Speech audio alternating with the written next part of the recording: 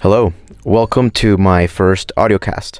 I believe that one of the fastest and smartest ways to master something is by learning from other people's personal experience, struggles, or success.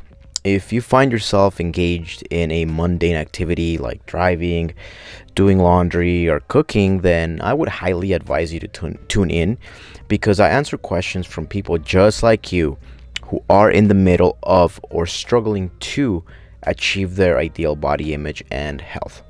Now, if you have a 30-second social media span like most people do nowadays, then pause the video every 30 seconds and keep coming back to it.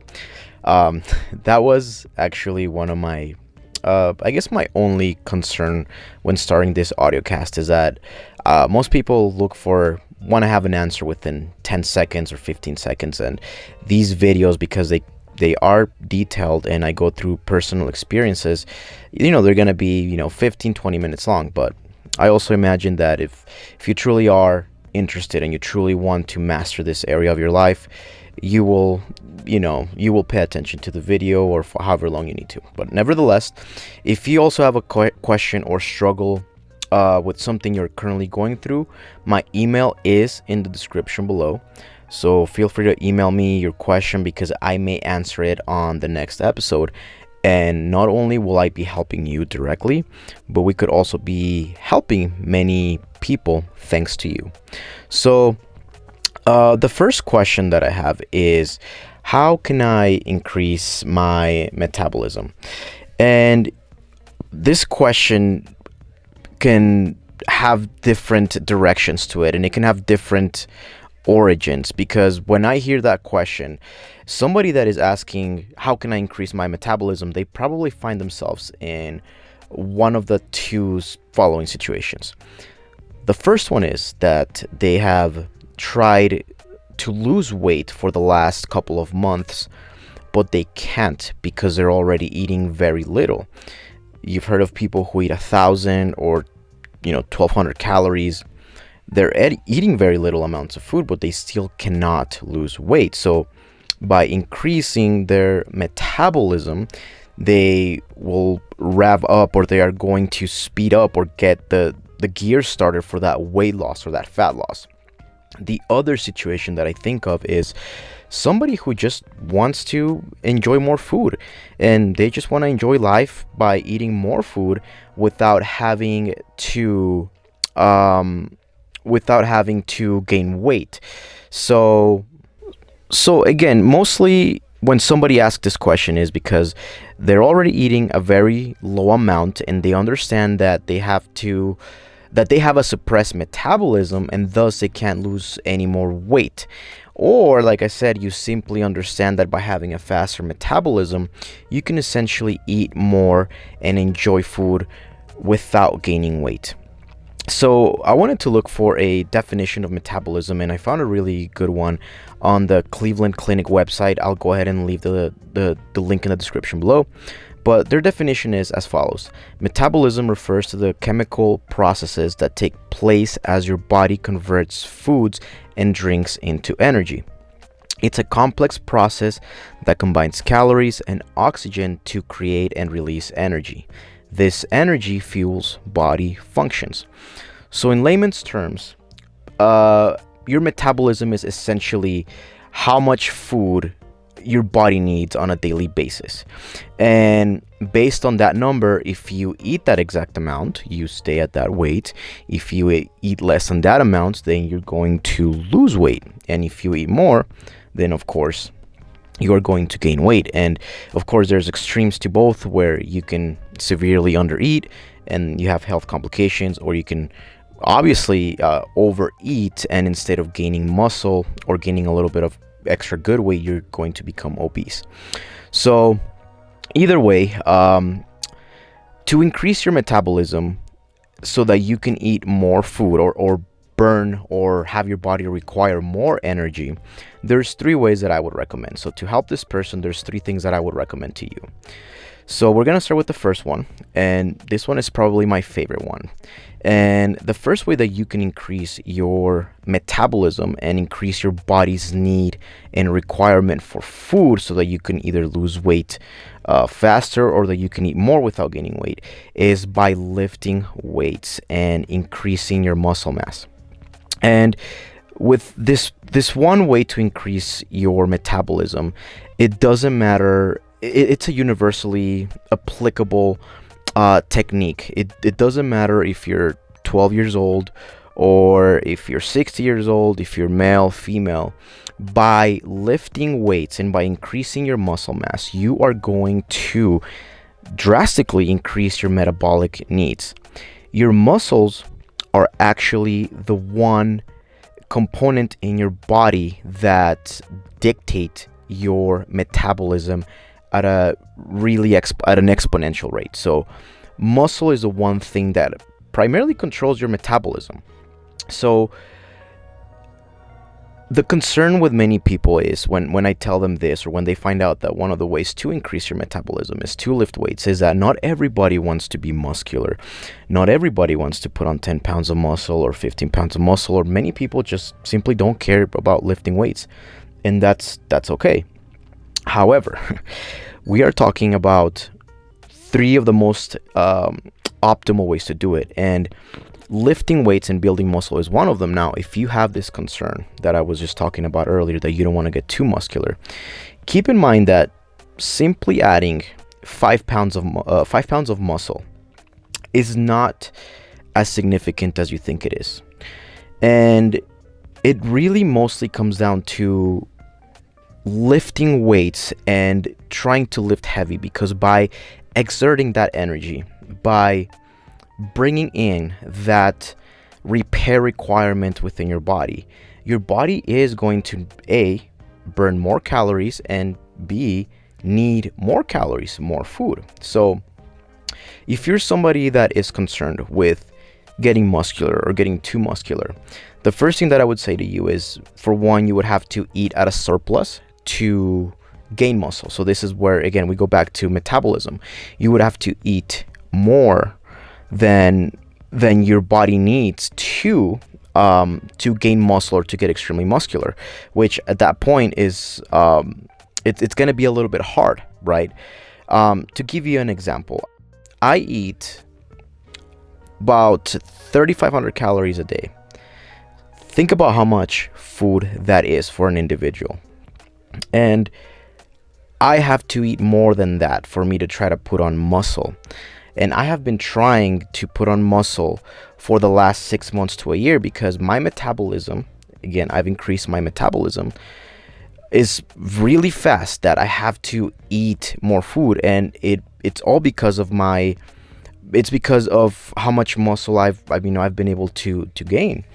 And this is a weight loss audiocast, but if I were to talking to somebody from the bodybuilding community, they would tell me, well, you just have to eat more to gain weight. And that is true, but it's because my metabolism has increased. So I guess where I'm really trying to get at is that, muscle is going to help you increase your metabolism, but you don't have to go to extremes or think that you have to get to extremes. At the very least, what I would recommend that you do is lift weights twice a week for 30 minutes.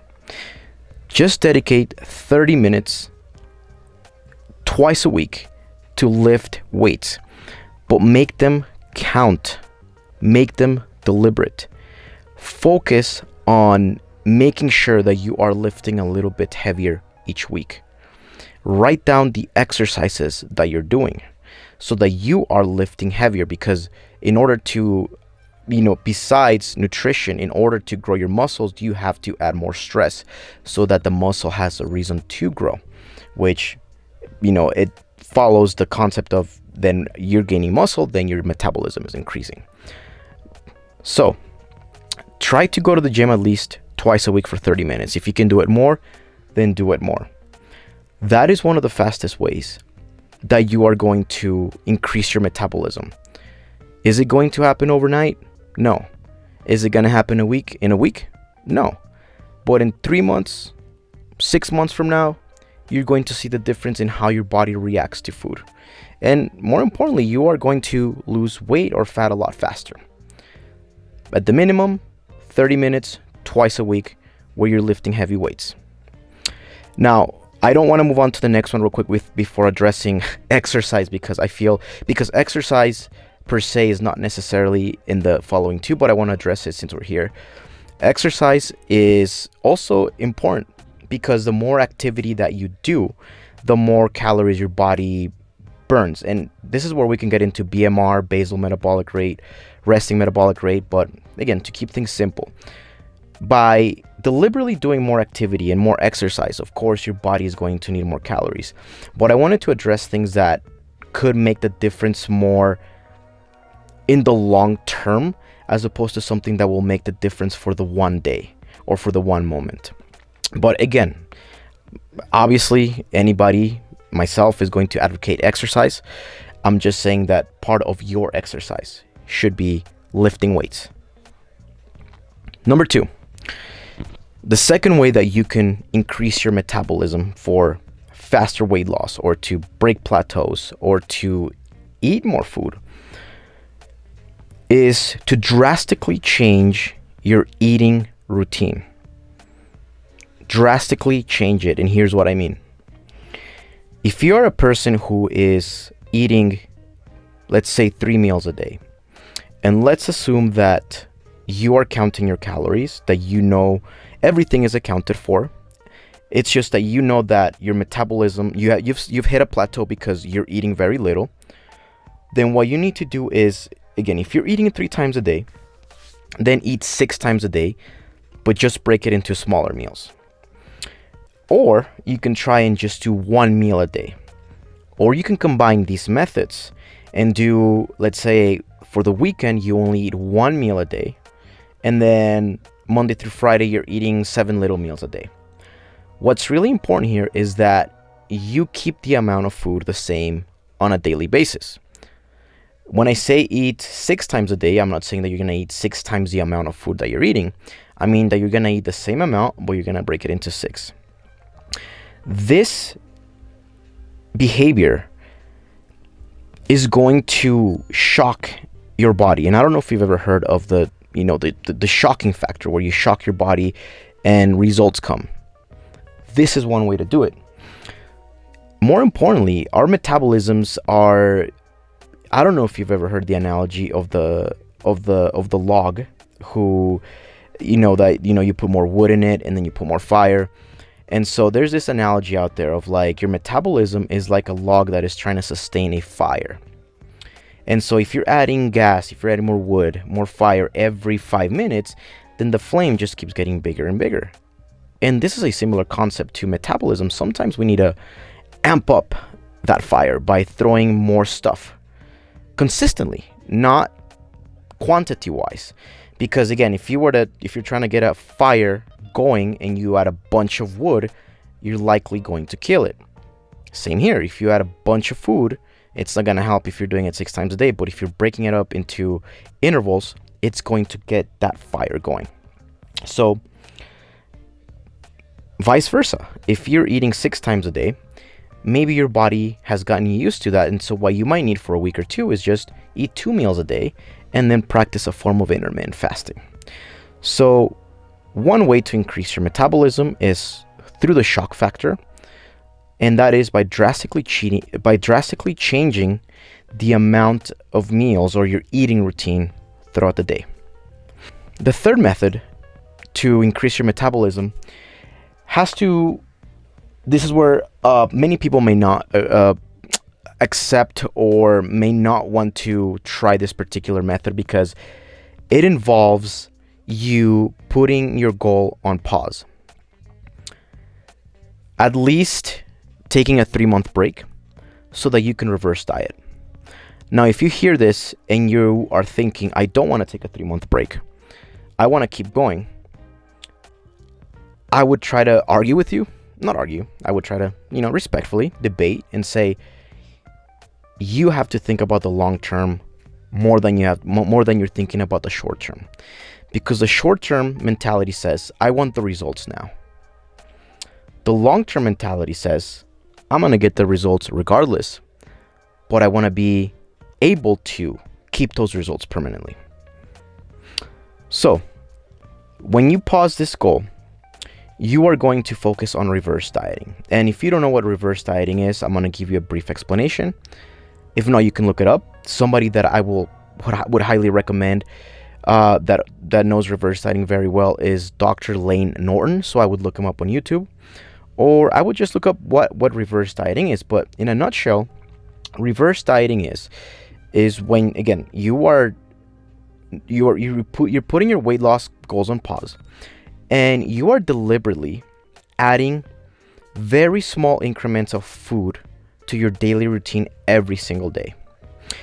And what this does is your metabolism, because the food intake is so small that you're increasing on a daily or weekly basis, your metabolism doesn't register it, but your body still does. And so you essentially are not gaining weight because you are just slowly increasing your food. But you also have to be methodical about this. Assuming that you're eating 1,200 calories a day, you want to start the first week eating 1,205. 1,205. You're only going to increase 5 more calories. And what you're going to notice is you're either going to lose a little bit of weight, maybe a quarter pound or half a pound, or you're going to stay the same. The following week, you can try to be a little bit riskier and aim for 15 calories. And instead of 1,205, or instead of going to 1,210, you go to 1,220. And what you'll notice is that your body begins to adapt to that new calorie intake. So it takes time. You can stop whenever you want to, but the longer you do it, the higher the base you're creating for yourself and for your future self. I've worked with clients who have gone from 900 calories because they damaged their metabolisms severely by following fad diets. And so they couldn't lose weight even at 900, and I've gone them up all the way to 2,000. But it took time. This is a 8-month to a year process, if not longer. So you can stop whenever you want to, but the point is that you have to be patient and deliberate. Now, if you want to be more effective, you can combine all 3 methods. You can lift weights, you can drastically change your eating routine, and you can reverse diet at the same time. These are all things that are looking at the long term.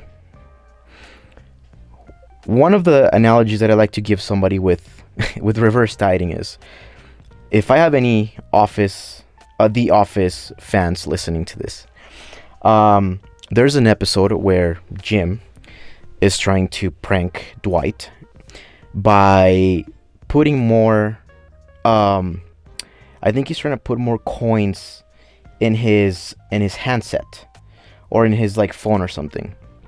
And so the plan is I'm gonna add 1 coin every day to where he gets used to the weight, and then one day I'm just gonna take off all the keys so that when he picks up the phone, he'll knock himself out or something.